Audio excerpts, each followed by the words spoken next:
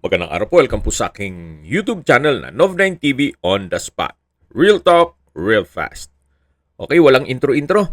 Nandito po tayo ngayon sa Alfonso Cavite kung saan meron po tayong bagong video presentation. Isang residential farm property na may lot area na 1,045 square meters. Mula po Barangay Road, ito po'y inner lot. Kaya kung hanap nyo po'y isang tahimik na lugar, ito na po yung hinahanap nyo. Walang ganong kapitbahay at hindi nyo dinig yung mga dumadaang sasakyan sa labas. So, nandito na po tayo sa property binebenta. Meron po itong kubo o farmhouse, which is livable naman.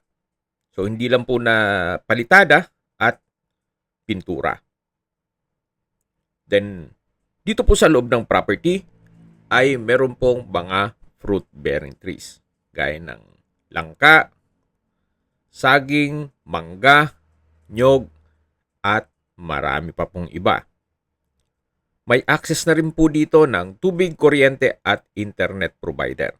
Magpapakunik lang po kayo. Mula po sa Barangay Road, 80 meters lang po. So, ilang steps lang po yan. Nandun na po kayo. Accessible din po ito ng public transportation. Ang kagandahan po sa ganitong sukat ng lupa ay less maintenance. So kung hindi naman po ganun kaselan, pwede naman po itong maliit na bahay na gawing caretaker's house. Then dito po sa upper part ay dito po kayo magpagawa ng inyong bahay bakasyonan o retirement home. Ang dokumento po nito ay tax declaration at ready na po for titling. At willing naman po si owner na i-assist kayo para maipangalan sa inyo ang titulo nito. Okay, summarize ko lang po. Ito pong property ay nasa Mangas, Alfonso at may lot area na 1,045 square meters. Meron pong kubo o farmhouse na livable naman siya at may access na rin po dito sa area ng tubig, kuryente at internet provider. Ito po'y inner lot, kaya please manage your expectation. Mula po main road o barangay road, papasok po itong property. At hindi po ganun kalapad ang daan. Pero pag naayos na po, kakasya po ang 4 wheels na sasakyan. Medyo rough road pa po siya.